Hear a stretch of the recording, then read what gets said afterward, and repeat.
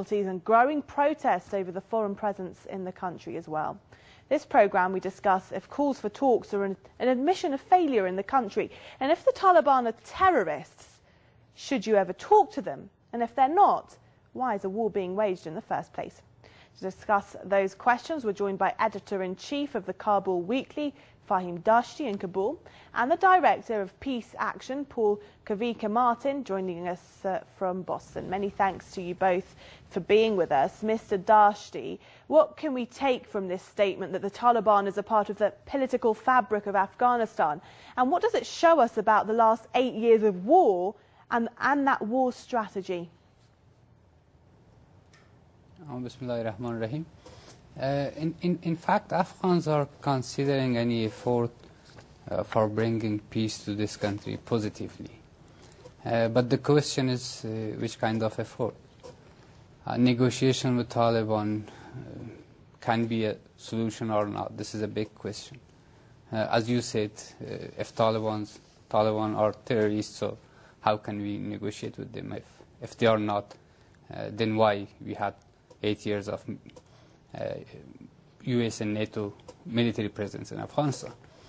I don't think that any negotiation is possible with the leaders of Taliban, such as Mullah Omar or Hekmatyar, leader of Hizb Islami, or the other leaders of Taliban. But what President Karzai announced, that the government of Afghanistan will provide jobs and money in normal living situation for the Taliban. This can be a solution for those Taliban who are not ideologically following Talibanism or are not committed to Talibanism ideology.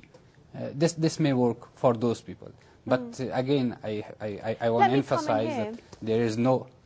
Let me just come in here, because what you're talking about also, in a way, is something that's been discussed for a long time in Afghanistan, is giving, for example, fighters on the ground incentives to leave the Taliban or extremist elements such as Al-Qaeda. But the point is that while there are foreign forces on the ground waging war, when it comes to incentives, isn't it a fact that those foreign forces and soldiers on the ground are the biggest incentive the Taliban has to get people on their side?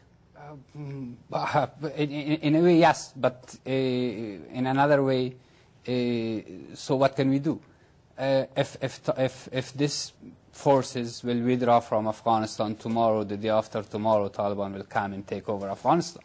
So this is a big problem. That's why I say the negotiation between Afghan government and its Western allies will not be possible in any sense. But bringing back those Taliban who have been forced to join the Taliban and Al-Qaeda for different reasons, for poverty, because of lack of good governance, of corruption, or link with drug mafia and so on. Those people can be brought back to the normal life. Okay, but negotiation, as I said before, is not possible. Well, let's pass this over to Mr. Kavika-Martin. Do you agree with that, that, for example, discussions or negotiations with Taliban leaders is impossible, that you need to go to the people lower down who might be able to give them incentives to get them over to the other side? Yes, I do think it's very challenging to negotiate with the head leaders of the Taliban. Experts agree that about 10 to 15% of the Taliban are ideologues, and they're the ones going to be very difficult to change their minds. Good 50 to 60% of them are there because of economic reasons. There's a 40% unemployment rate in Afghanistan. You can make maybe upwards of $500 a week working with the Taliban, compared to making $100 to $200 a month if you work with the police force. And the rest are there because they want revenge on foreign forces, because they've been killed by, their families have been killed by airstrikes, drone strikes. Their brothers and fathers have been taken by arbitrary detentions and arrested by foreign forces. So the two ways that we're going to have to reduce the Taliban is, one, provide them economic provide some of them economic resources so they can feed their families. And the second thing is we need to stop the airstrikes and drone strikes and the things that are killing innocent civilians, because that's also providing recruits in the Taliban. Yeah. And I was just going to come in here and say, how important is that second point? How important is it that there is less of a foreign presence in the country? How important is it that the drone strikes are not killing civilians? Because as we're looking at it now, we're going to be seeing an upsurge of a foreign presence in the country throughout the rest of this year, and it begs the question, how much will that compromise on this other path that the West and indeed Afghan President Hamid Karzai is trying to take as well? Yeah, it's exactly why I oppose sending more foreign forces in, because it's a circle of violence. We are doing one wrong thing and one right thing. So the wrong thing is sending more foreign forces in, which only creates more civilian deaths, or more civilians are unhappy with us because we troop through their lands, we don't treat them properly. And despite the fact that General McChrystal is doing his best to decrease the number of civilian deaths, you'll see that last year we had another upsurge in civilian deaths. And there's no doubt in my mind we're going to have more civilian deaths the more troops that go on the ground.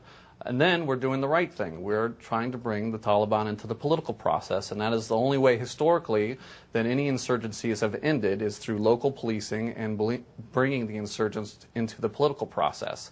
I hope they spend more time on the political process and less time on the military. Do you think that that's something that might happen, Mr. Dashti, in this coming year? I mean, what in essence we're discussing is this dual-track approach that Obama loves using, not only in Afghanistan, but in other places too. But in some ways, it leaves the people on the ground very resentful.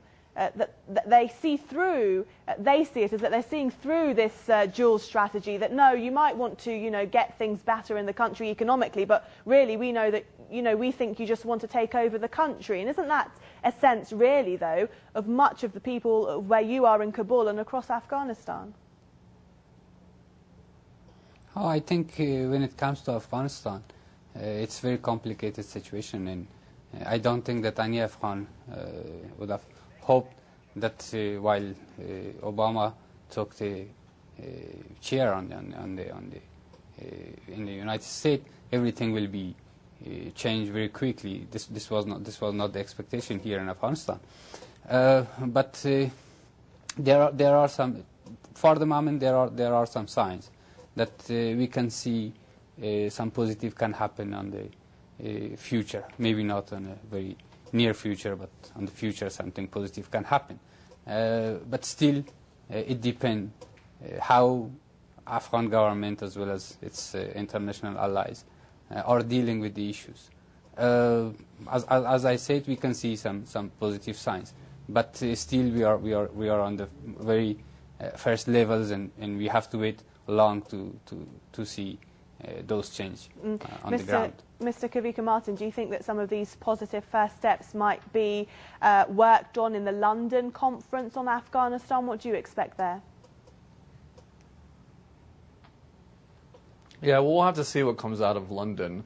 It's very hard to prognosticate. But definitely the only way we're going to have a long-term solution is not only negotiating with the Taliban. There are other power brokers within Afghanistan that need to be brought to the political table.